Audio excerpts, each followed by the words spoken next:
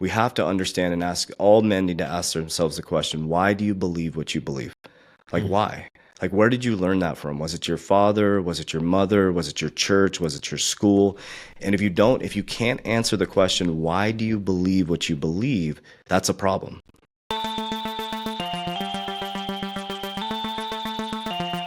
Hello, my friend, and welcome to Something for Everybody. My name is Aaron Machbitz. Coach JV, welcome to the show. Oh, thank you. It's an honor to be here, brother. Thank you, Aaron. Appreciate it. Absolutely. My first and probably most important question is, how are you? Like, actually, for real, how are you doing? Oh, I love it. I'll say, based on my principles, so peace, freedom, and family structure, I'm doing very well. So I'm in alignment with my principles right now, peace, freedom, and family structure. So family's healthy, kids are good, businesses are doing well. So I'm doing really well right now. Thank you. Very, very peaceful right now. Amazing. Awesome. And just listening to you over the past couple of weeks in preparation for this episode, I know it hasn't always been that way. And so it's actually quite incredible to see just any person's transformation. And so I'm pumped to like really dive deep into some finer details. But I want to start with this question, which is, what does being a father mean to you? Oh, man. That's a really deep question. What being a father means to me is having children. It gives me the opportunity to transmute the things that I didn't learn from my father or from my parents, or the things that I did learn from my father and parents. And being a father means that I get to help shift and help mold the next generation coming up. And being a father to me also allows me to see myself in them. And they've been I call them my little shamans, man. They've been my best teachers. My daughter's 20 now, my son's 8, but they're the greatest teachers in history, especially my daughter being 20 now, turned into a woman, and my son being 8, being a little man. And so they're the greatest teachers ever. So being a father to me is a big responsibility like I said, for me to change the things that I didn't get from my father, and for me to embody the things that I want to see from a father. So that's what it means to me. It's just love and expanding their consciousness and allowing them to be who they are meant to be. Yeah. I think about that so often because I just told you I had my bachelor parties, which means I'm getting married very soon, which is amazing. And hopefully, God willing, we're able to have children. And so thinking about what it means to be a dad is such a powerful concept. I think especially now where masculinity and manhood is a bit under attack. Not a bit, that's a light word. It is under attack, excuse me. I'm going to be very clear with my words. But I'm currently very lucky to have the parents and father that I have. I say this all the time on this podcast. That's my secret competitive advantage that I will be forever blessed to have. And so I think it's important, right, that you take things from positive role models, but I think a lot of times, especially young men, take things from negative role models and they say, I'm going to do the opposite of that. Is that sort of what it was for you, or what did you learn maybe from your father, or what you don't want to do with your children? Yeah, my father, he's a great man. He's still in my life. My parents are still together. They've been married over 50 years. And I don't blame my father for any of this. He grew up tough as nails, went to Vietnam, served in the military. His dad was tough as nails. So the things that I didn't get from my father, and I don't blame my father. I want to be very clear, because I think he's one of the greatest teachers ever, is I didn't get the edification from my father. So I was constantly chasing this needle or this line that didn't exist. So I spent my whole young adult life chasing this invisible line that was not possible, because I'd get to that line and it just wasn't good enough. And I get to that line and I feel, I've never had this deep conversation with him, but I feel that was the same thing he was seeking from his father. And so that passed down to me. So when I had children, I didn't want my kids to have this invisible line that they had to catch up to. I didn't want them to chase this thing that is not possible, which is edification from your father. And so from the beginning of my children being very young, I've always edified them and told them how powerful they are and how amazing they are and how I support them and how I love them. And I always share with them that, no matter what it is, I'm going to be here to listen to you. I'm going to be here to support you. And, like, for example, I have Cinderella's story with my story that's happened, and where I'm at now, my father doesn't even know what to do for a living, which I think is pretty odd, right? And so, but I don't think he doesn't understand what I do for a living. He grew up in a completely different paradigm. I'm a YouTuber, I'm on TikTok, I do all these things that build companies that are on the internet. I'm an equity investor and all these things. And so I've learned to respect him where he's at within his current paradigm, but I've also used him as the greatest teacher to do what the things that I felt he fell short, and the things that I was chasing was his love, as I've reversed that for my kids, and they never have to chase my love. They never have to chase my edification. I tell my kids every day, every time my daughter leaves the house, I love you so much. I give her a big hug. She's 20. My son, I kiss him on the forehead every single day and tell him how handsome he is and how powerful he is and how strong he is. And so I really respect him now, instead of having this contention in my heart that I had for a very long time, up until about 24 months ago, when I started to heal that, where it was like, you know what? Thank you for being a great teacher for me, because now, because of his teachings, I've become I believe, a great father. Yeah. There's so much power in that. It's such a beautiful thing. And now thinking about that in today's society, you've talked about men, talk about it a little bit more right now, but how do you think about developing this like true healthy masculinity in your son? Yeah, you brought it up. There's this huge issue we have, which is men not stepping in their divine masculine. So what is divine masculine, right? It embodies everything. You're strong. You can take care of your family. And we don't mean strength like looking like a bodybuilder. I think that's where people get it all caught up with toxic masculinity. It's being able to support your family and be able to protect your family. I mean, if something goes down, a man should be able to protect his ecosystem and his kingdom, right?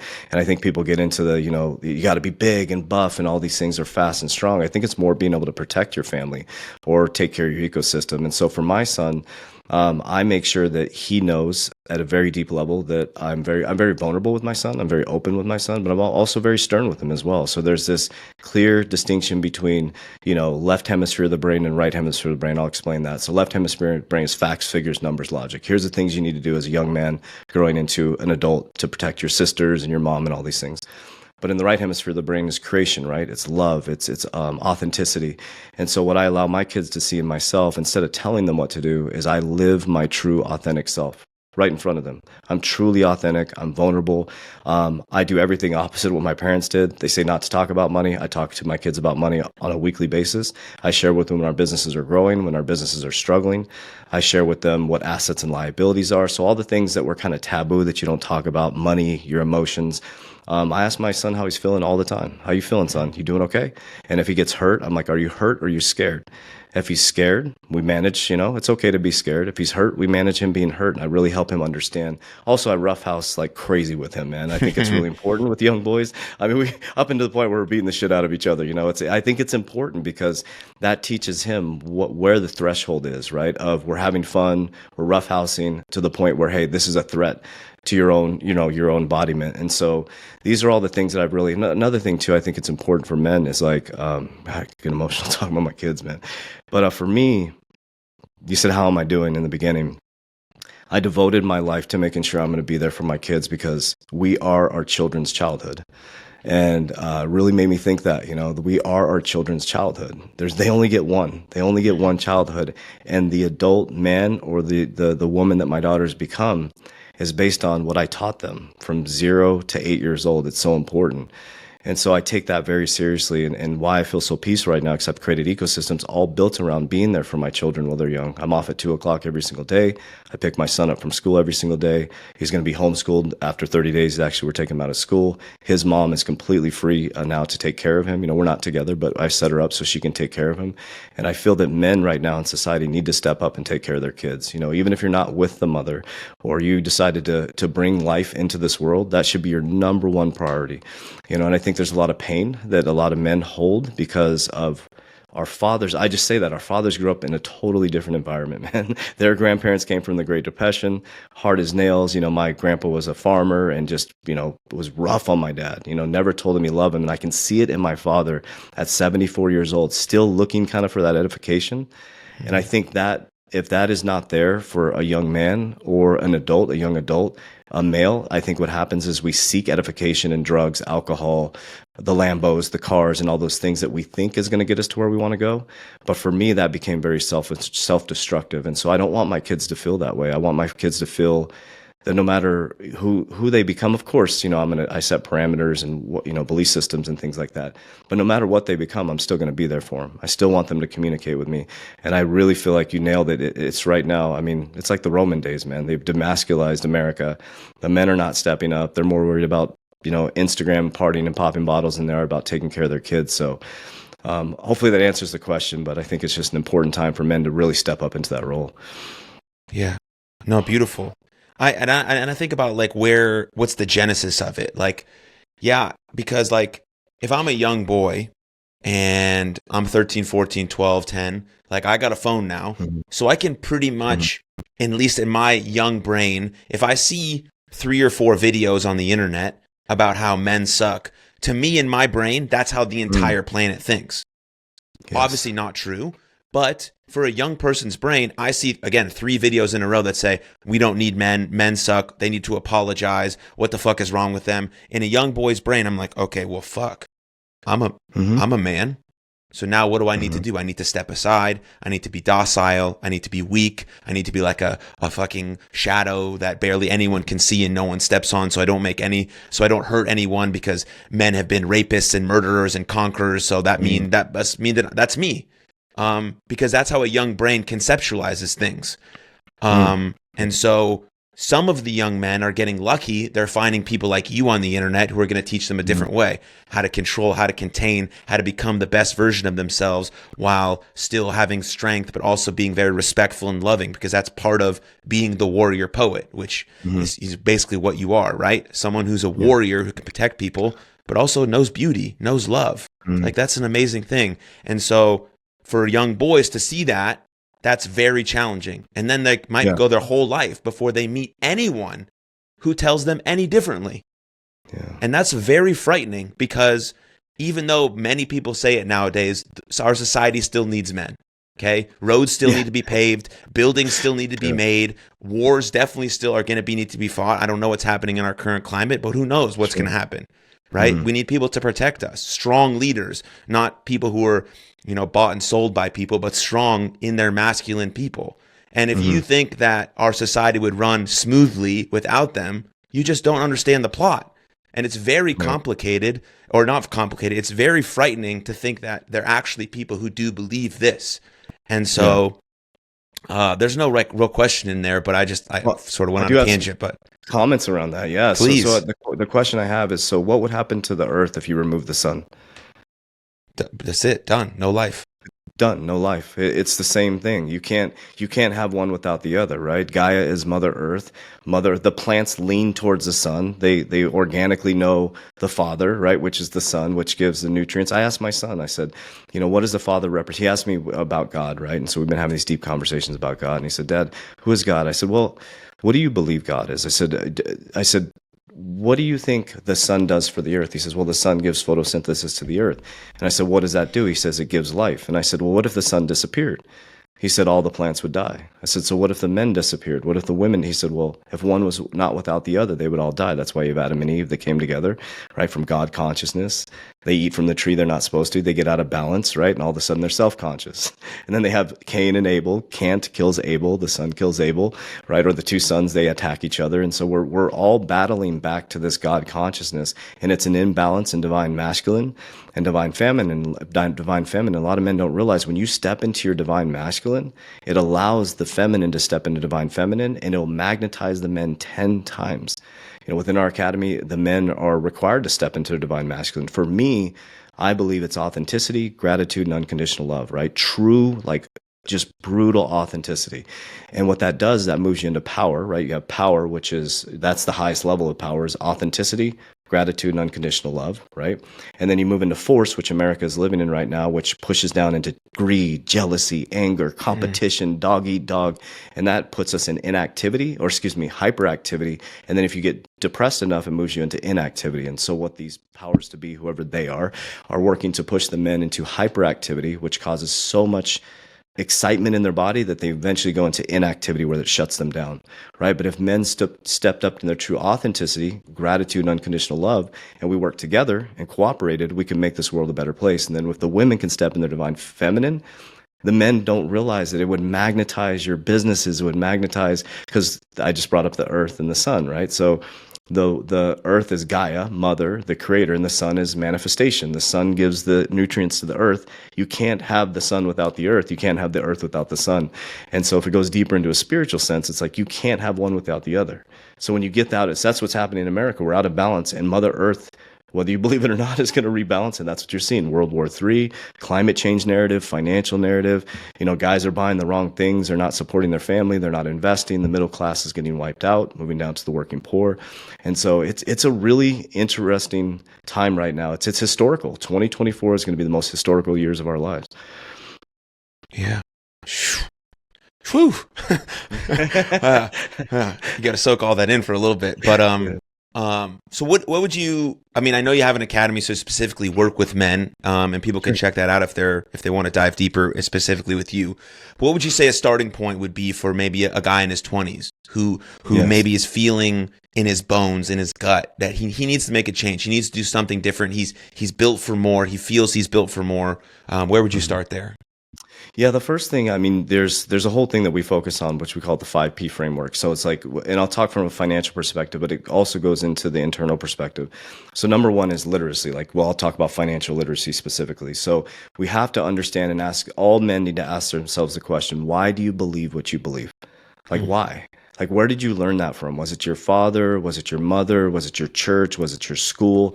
And if you can't answer the question, why do you believe what you believe? That's a problem. Because as a man, you should understand why you're doing something. Not just because your buddy told you, not just because your church told you, not because your dad told you, but why are you applying these things in your life? So that goes into literacy. And I'll talk about financial literacy. So we always encourage people, understand what the monetary system is. As a man, you should be able to take care of your family and your ecosystem financially. And I always tell men that I'm working with young men specifically, I'm like, do not bring life into this world unless you can take care of yourself. If you can take care of yourself financially and your household financially, then you should be spreading your seed.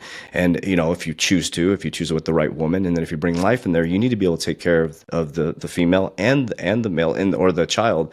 But it's okay for the female to work. It's whatever your ecosystem is, but you should be able to take care of them. So first is financial literacy. Number two is discipline, right? Discipline and consistency. So anything you do, you have to develop, because motivation's fleeting, man. You can listen to all the podcasts in the world.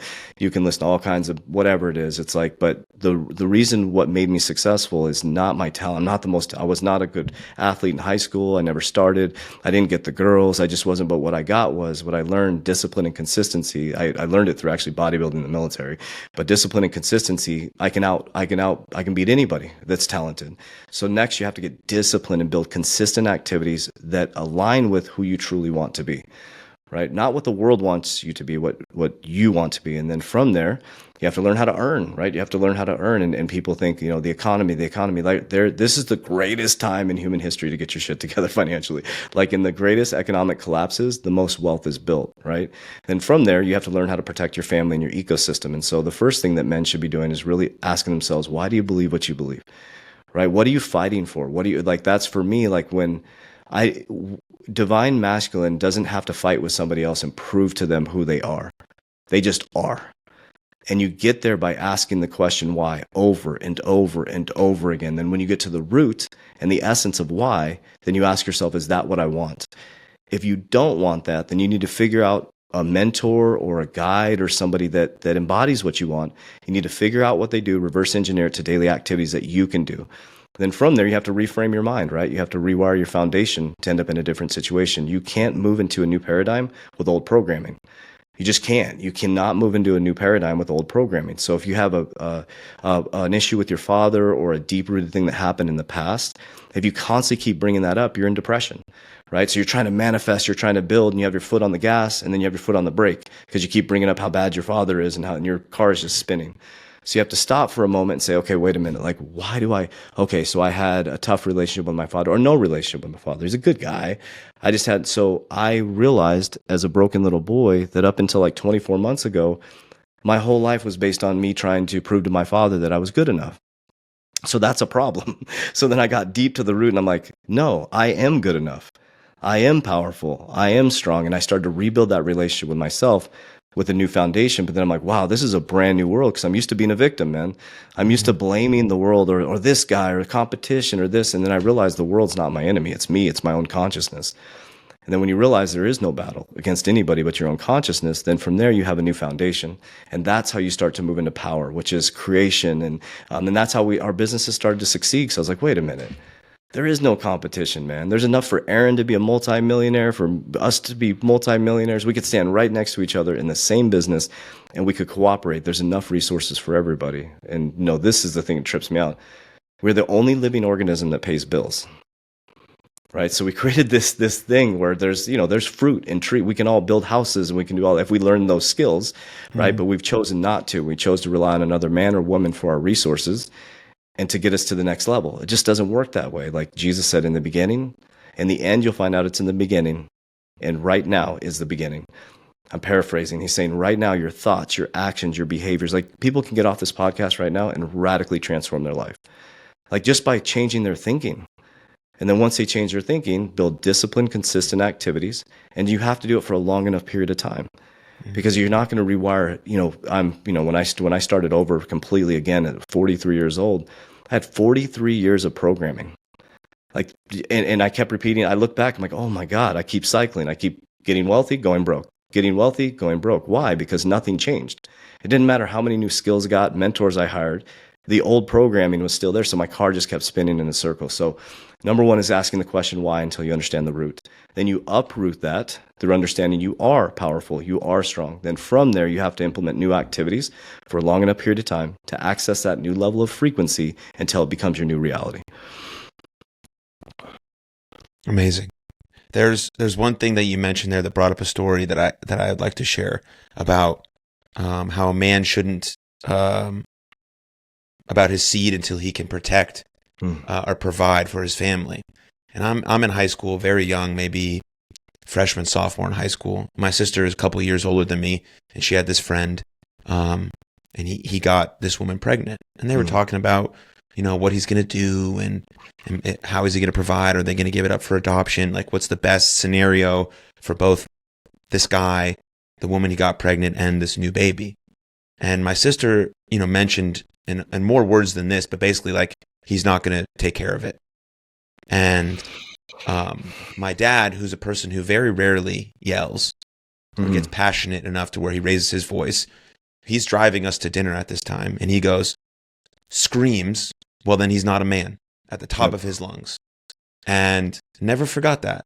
Like, he really, my dad and I only got into like back and forth arguments when we were doing math homework, because he's an engineer. He's very, very, very smart. Like, I didn't get those genes. I got sort of the athletic, genes, the talking genes. So we always had some spats there, but like, nothing where he was screaming at me. He was like, hey, just, whatever, whatever my point is. But in that situation, I was like, oh, he fucking means that.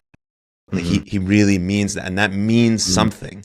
Then he's not a man. So I like that story and what you said, like totally it aligns, and it's true. There's different situations, I understand, and there's different things that you can do, especially if you're a young man and that something just happens, right? You didn't, whatever, right? There's tons of ways forward, but to just remove yourself from the situation and say, no, it's not my thing. You're not a man. That's not how men act. You're not.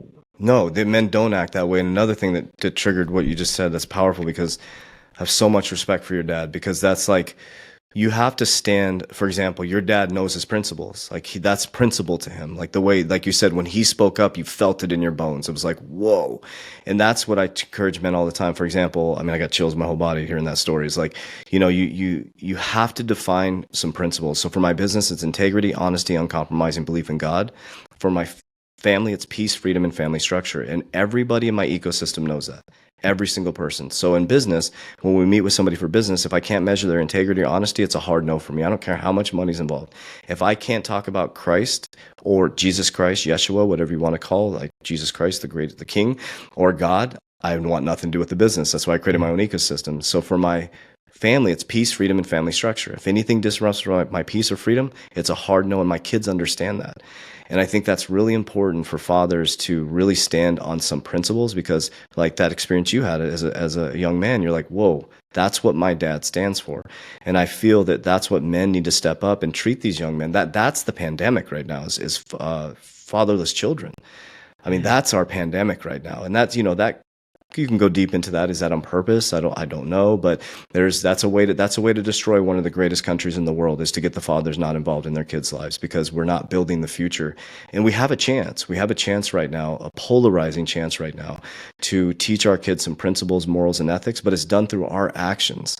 Like, you can tell them all day. I can tell my 20-year-old daughter all day what to do, or I can just be it and embody it, right? And then, like your father, she has something to stand on. It's like, wait, my father wouldn't do that. So when she sees a man acting a certain way, she's like, that's interesting. She talks to me, she's 20. She talks to me about boys. She talks to me guys that text her. And like, I'll give you an example. Yesterday, she was, some guy gave her phone number. And I said, at the car wash, and I said, I want you to think about something. I said, if they're in your DMs and they're just giving out their number randomly like that, you're not the only person they're doing that to. And she said, respect. That's exactly what she said, respect. I said, just know that. I'm not going to tell you can't go on a date with this dude. I'm just telling you, just know that. If he's just dropping his number that easy, or he's dropping they're dropping their number in the DMs, you're not the only girl that's getting that, or he's doing that to. I said, that's all I want to say. I'm not going to tell you who to date, what to do. Just think about that for just a moment. And, all she said was, I guess that's a new thing. She's like, respect. And I said, okay, you do what you want with that information. So, yeah. How did you come up with those three values for your family? What was that process like to get to distill them down to those three words?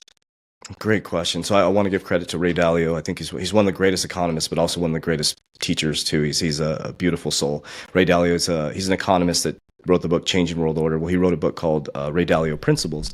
And when I started to read through that, I started to ask myself, why do I believe what I believe? Like, what do I believe? Like, what do I stand for? And I realized that I'm this guy claiming Warrior Academy. I'm a warrior. But I have no principles. Like, how do I measure my decisions? And so I started to ask myself, if I died tomorrow, what would I want to be known for? I'd want to be known for integrity, right? And honesty. And that's something that's just always been on my heart. So I said, that has to be in my business principles, right?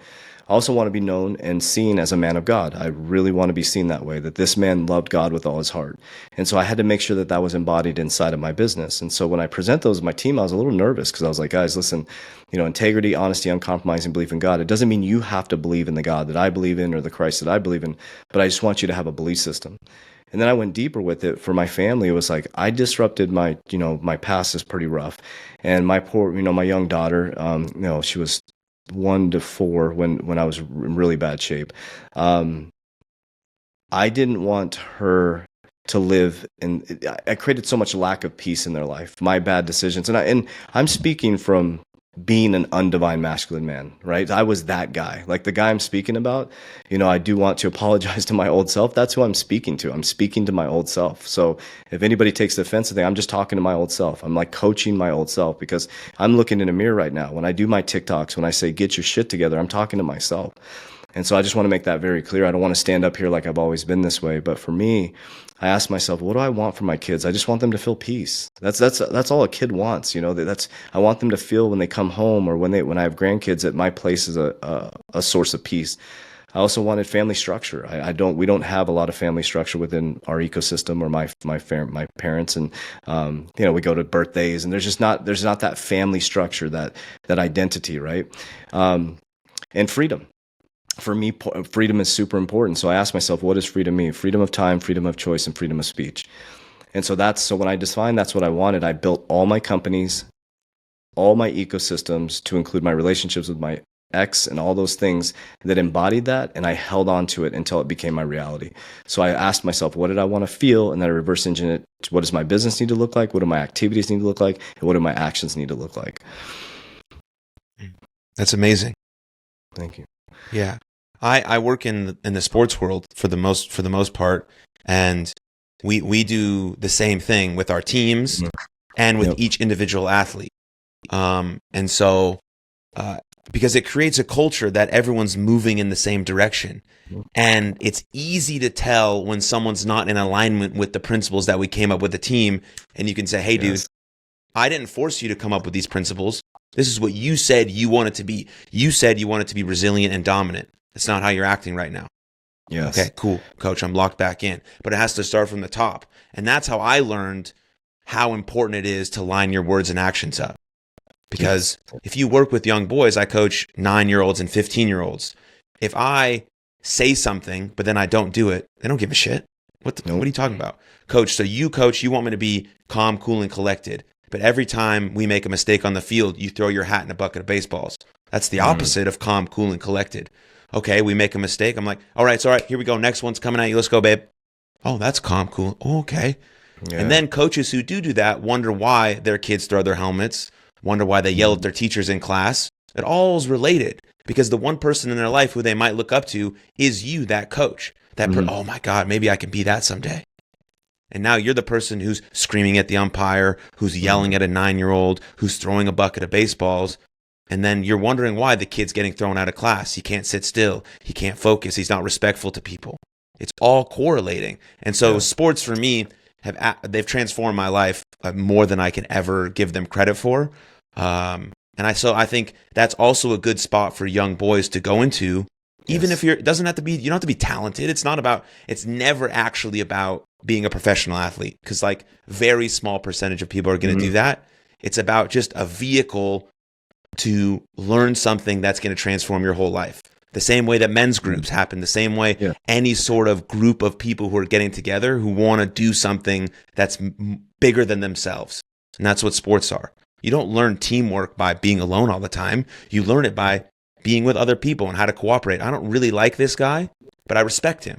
I could still get along with him. We could still do a job together. Great. Yeah. And so sports for me changed my life. And then becoming a coach even more taught me that I need to figure out my stuff on a regular basis. I need to be as good as I think I can be for the people that I'm responsible for. And it's been a powerful transition.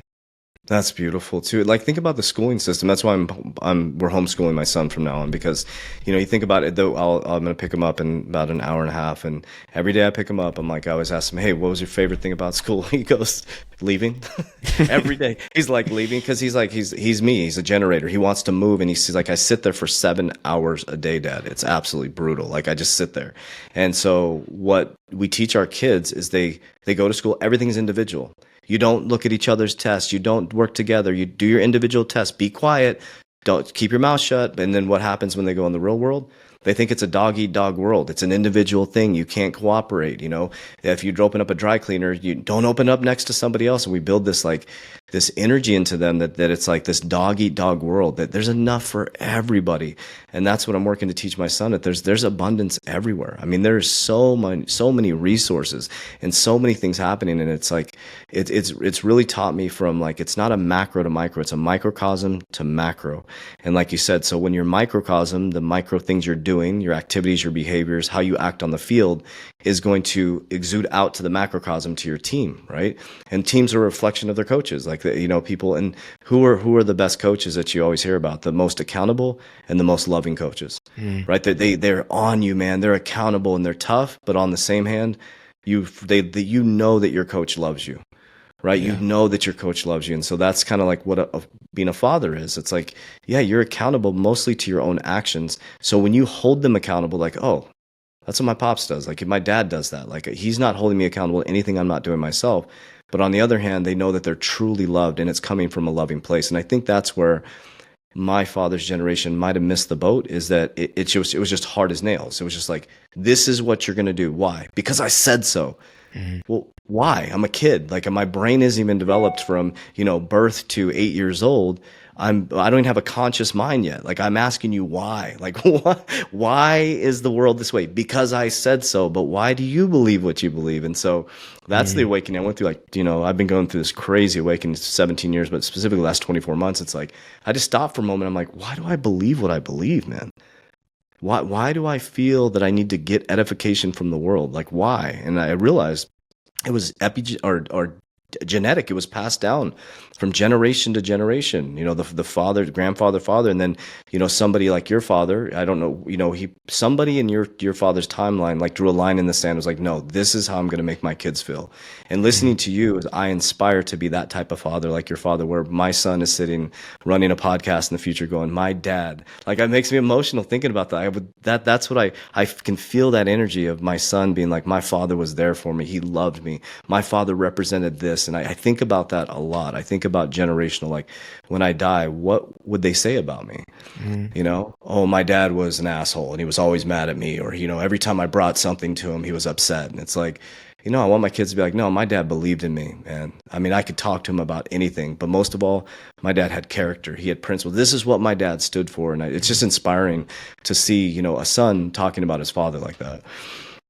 Yeah. I mean, if my parents hadn't created the family they did with the love and support that was there, we wouldn't have made it this far.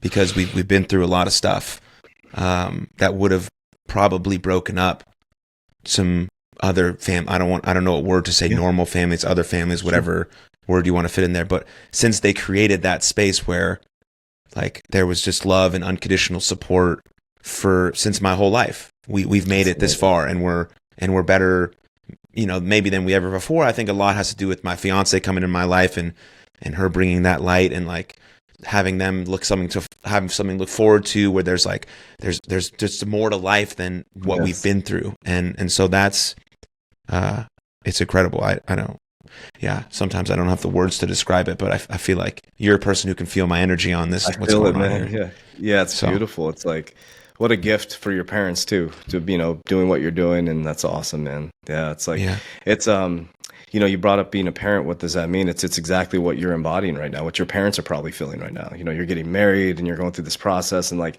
so my imagination, I love to use my imagination. I love to, like, I let go of the past. I'm fully present. I use my imagination to manifest in the future.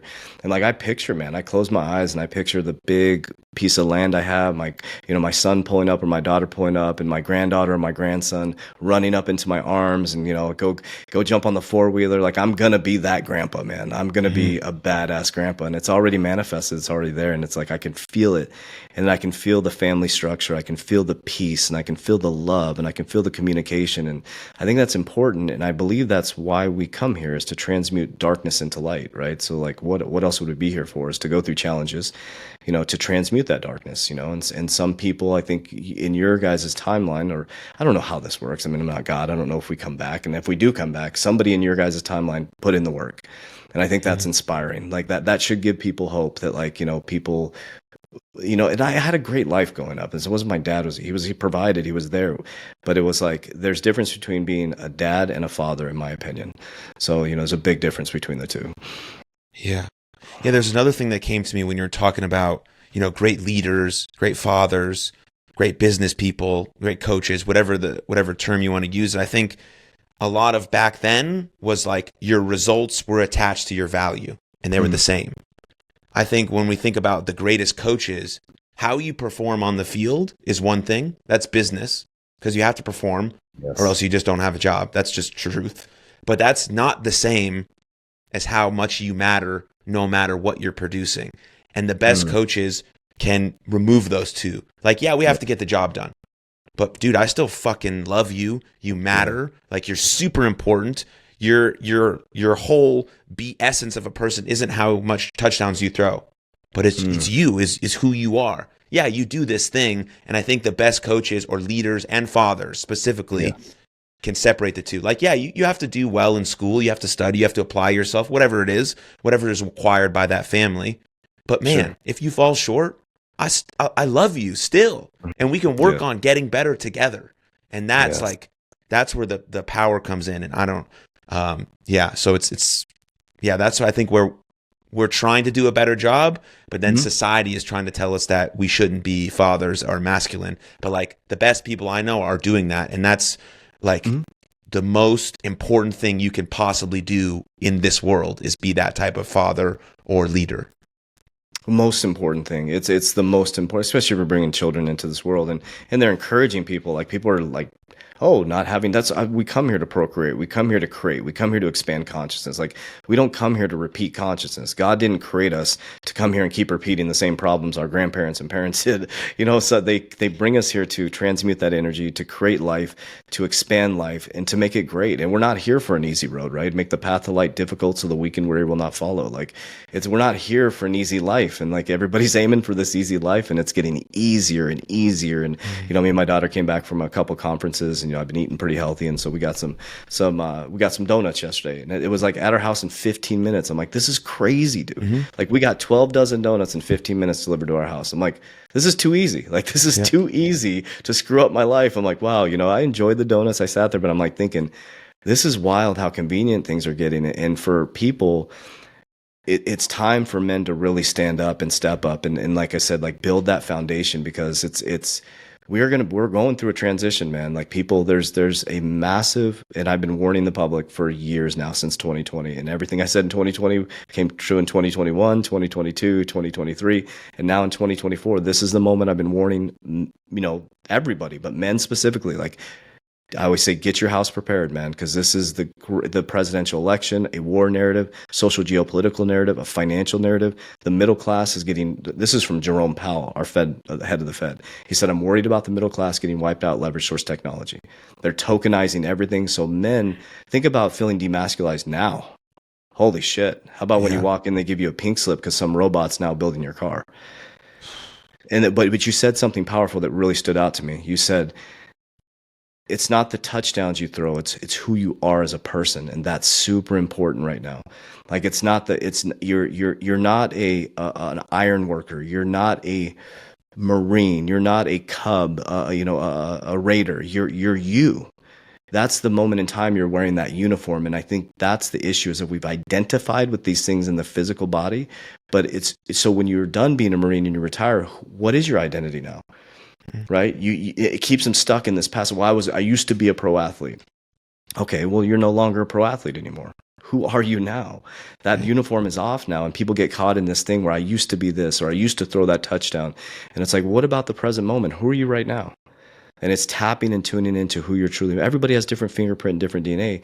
And that's what you played. That's the character you played in this physical realm for that moment in time, right? I played a banker, and I played a bodybuilder, and now I'm playing this hippie warrior that's traveling around the world screaming warriors rise. I mean, it doesn't make any sense other than being present in this current reality that I'm working to remember who I am, which is a child of God.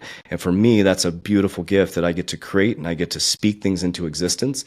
And they want to make us believe that it's this outside in, that we're waiting for this thing to happen. We're waiting for Trump to come back. Well, you can wake up and go work out. Trump's not going to make you work out. Like Trump's not going to make you eat a nutrition plan. Trump's not going to. I'll probably have much better, pay less taxes, a lot less taxes. But I'm sure my businesses will thrive a lot better. I mean, there's some situations that I would really appreciate. But he's not raising my kids. He's not taking care of my family. He's not in my text messages doing inappropriate or appropriate texts. It's me. It's my actions, my behavior, and then God threw in free will, man. Yeah, free will. Everybody has free will to think, to walk, to talk, and to control their emotions. So, yeah, it's a polarizing time right now in 20, and I'm super excited about it. I've been preparing for this moment, almost like a Super Bowl, Yeah. Yeah, identity it's been a tough one for me, because I was a baseball player. That was my identity. Then I became a professional wrestler. That was a crazy identity. Wow. Yeah, it's like you're literally supposed to perform as something else other than yourself. Wow. So that was a whole deal.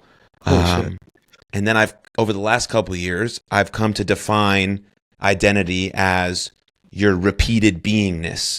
Oh, I love that. And that has really helped me, JV, understand that I can do whatever. I'm a podcaster now, I speak, I coach, whatever. All that stuff is fucking cool, and I love it, and I'm blessed to be doing it. But who am I being? Okay, today I'm trying to be kind, honest and resilient. Those are usually my go-tos. And so, great. That's my identity. And so, yeah, I've been through that whole journey, same as you, as the going through all the stuff that you've been through as well. And so, yeah.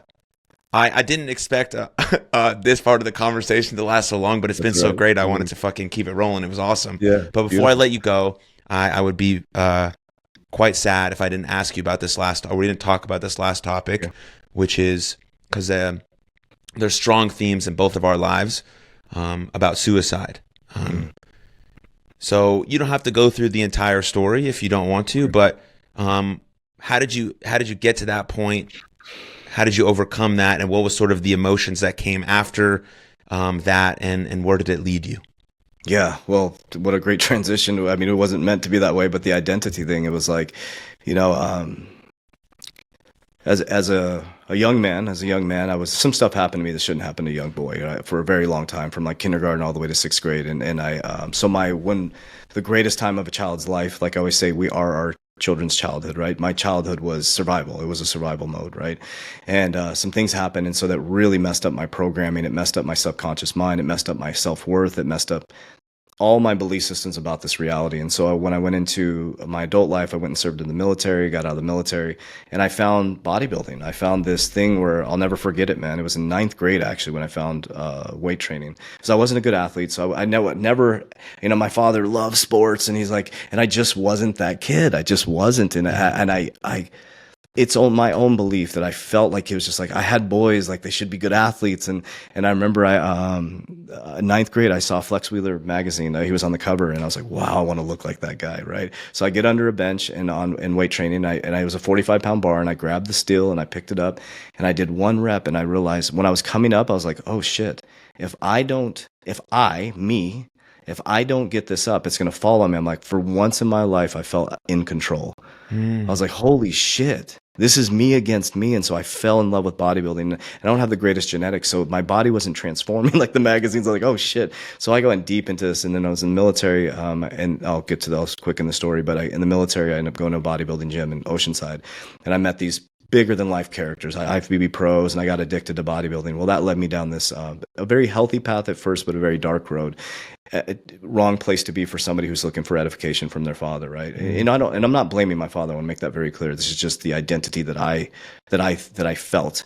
And I went deep into bodybuilding and started competing at the national level, and I had a leg injury, and doctor prescribed me Vicodin. I was a clean cut dude, party with my buddies, drink and stuff like that. I'd never done really drugs in my life, and prescribed me a Vicodin, and I'll never forget the feeling. I was dry. I know what underpass I was going over, and I felt like confidence. I was like, whoa. And I remember going in a store and communicating with people, and I was a broken little boy. I didn't have confidence.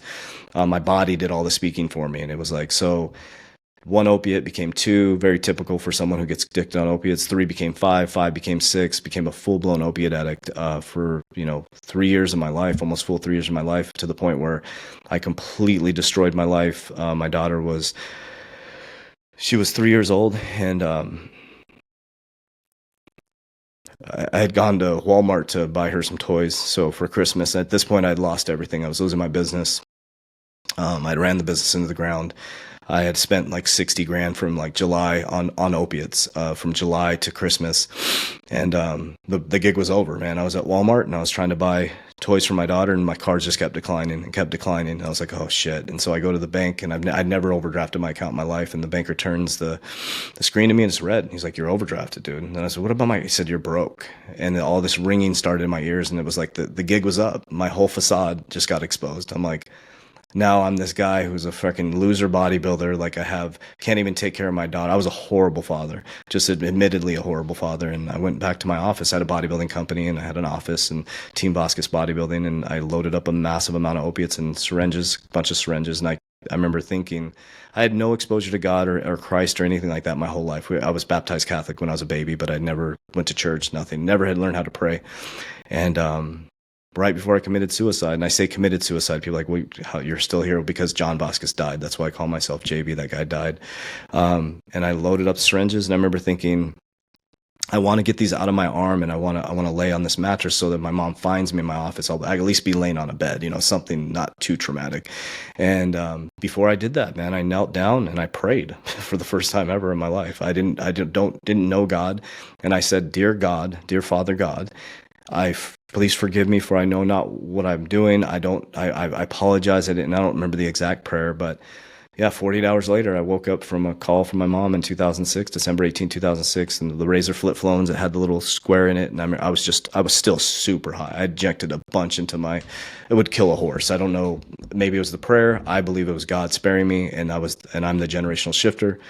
Answer the phone. My mom said, I don't know. My mom had a great relationship, or did. It was broken back then. She said, I don't know what the fuck's going on with you. My mom's the classiest lady in the world. To hear something like that come out of her mouth, she's like, I don't know. And it shocked me. It was like, she didn't know she woke me up from an attempted suicide. And she said, you need to read a book called The Secret. And from there, I read a book called The Secret, Thoughts Become Things. And that exposed me to really understanding why I believe what I believe. And from there, 17 years, I started on this journey of manifestation, creation. You know, I ended up getting a job at a bank, moved up to the bank really quickly, and then here I am in this bank now. You know, Cinderella story, VP at a bank, you know, 535i BMW, house on a golf course, all the things. But now I'm just addicted to same edification, you know, the BMW and the, you know, I look completely different. It was like, oh, keeping up with the Joneses. Let's get to regional president. Let's get more money. Let's get a boat and let's do it. And the addiction was just a different addiction. There was nothing had changed. And I went through this great awakening and I walked out of corporate America in 2017, August. And I've been on this crazy journey to become a warrior in a modern day society. And through that process, I lost my money twice, lost everything. In 2020, when COVID hit, 43 years old, how embarrassing that. Think of my father watching me, right? You left a banking job, you put your family at risk, and we moved back in with him at 43 years old, man. And from that point right there, me and my mom, there's a situation that happened. Me and my mom went on a walk, and I looked her in the eyes, and I said, this will never fucking happen again, ever. And I said, I'm going to become a man as of today. And she says, that's a shift. And I drew a line in the sand. I became more committed to the pain of change and staying the same. I worked feverishly to rewire my foundation to end up in a different situation. And what I did from there is I developed faith and knowing that all creation comes from my mind. And from there, I started to see where I wanted to go. And I mean, at a clear, contextual, emotional level. And then what I would do is I would match my activities and behaviors. And that was 2020. And today we have coming up on our third 7-figure ecosystem, you know, a top podcast, 2.2 million followers worldwide. And I don't say that to brag. I hope that people can see what's possible in my story. And that's why I tell the story so openly, because no matter how hopeless it is, like in the beginning is the end, and in the end is the beginning. The beginning is right now. It doesn't matter how deep it is. And maybe that's why God put me through it, because, you know, I'm able to tell my story with authenticity. And, you know, I'm on the other side of the rainbow now, but now we're just getting started, which is the funnest part about this, you know. And now I get to pass that, you know, and I did hold a lot of guilt. And my daughter and I went through a pretty beautiful experience at the eclipse. Recently, I said, you know, I said to her, I said, I hold a lot of guilt for the father that I was when she was little versus the father I am today with my son. And she forgave me. She's like, Dad, I see you as a superhero. She's like, you're everything to me. She's like, you're my hero, man. She's like, the man you've become through this process. She's like, I've learned more through that process of seeing you fall 3 times and now where you're at today. She's like, I'm glad my childhood was the way it was. So any parents right now that maybe you feel hopeless or you're struggling, like your kids see you as a superhero, man. You just got to get back up one more time. Just one more time. Just believe me. I'm telling you, it will work out. So yeah, that's the Reader's Digest version of it. But yeah, now we have this beautiful ecosystem of 8,000 warriors worldwide, and we're just a bunch of people getting our shit together, man. We're all broken souls trying to, you know, fix what we can fix within this current paradigm to get back up to that beautiful place that God created. So yeah. Well, first thing on that, I'm extremely glad that you're still here. Thank you. The world needs everything you have to offer, and it's a beautiful thing. Second, in that moment, did you feel like you wanted to actually die, or you just wanted the pain to end? Oh, what a great question. I wanted to die. Yeah. I wanted to kill John Vasquez, and I just wanted to be something different, man. I didn't want what I wanted to die. I did. I was ready to die. And I think that's why I really know. I know this. I know that when I prayed to God, he was like, you want to die, but you can't, because this is what you needed in order to transmute this. And it was like, I really believe that, man. I believe that I was divinely protected by God. I believe that God in that moment saved me and spared me to be able to have, to continue to raise my daughter. Because, God, imagine my daughter's life, man, how different it would be. I wouldn't have had my son. No, trip you out even more. So my son was born on the day I committed suicide, December 18th. He was supposed to be born on December 25th, 2015, and he came early. And when he was born, his mom said, this is the day you committed suicide. So we named him John J. Vasquez. So after me, it's like the rebirth that I'm able to transmute all that darkness and allow my son and my daughter to not feel any of that pain that I felt. And I mean, they'll go through their own journey. I'm not here. I'm not their savior, but I'm able to do what I can do to make sure that they don't feel the pain. And I love my father very, very much, because what I see in him, as I see pain, I feel like his father didn't love him. I feel like his father didn't give him a hug. And he sees the love I have for my kids, and I think it breaks his heart, man. I really do. So I have a lot of love for my father. There's no hate for my father. I think that he sees that my relationship with my kids, and that's what he wants with me, and it's not too late. It's never too late, so sorry. No apology necessary. Thank you so much. Thank you so much. And the reason why that's so important to me, and why I care about you and that so much, is I alluded to this a little bit earlier about my family, but I lost my sister to suicide in 2018.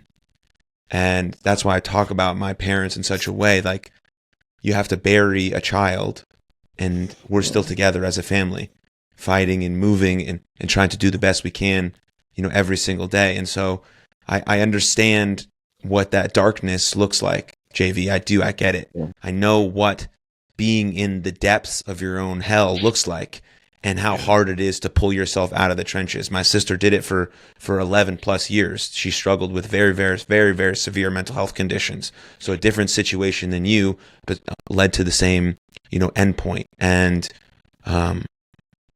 so it's just so incredible to see someone have pulled themselves out of that, and to create the love and the light in a world where at one point they were consumed by darkness. And so it's no small feat, man. I hope you understand how powerful it is. It seems like you are in that, and you can feel that, and you give that to your kids, which is unfucking believable.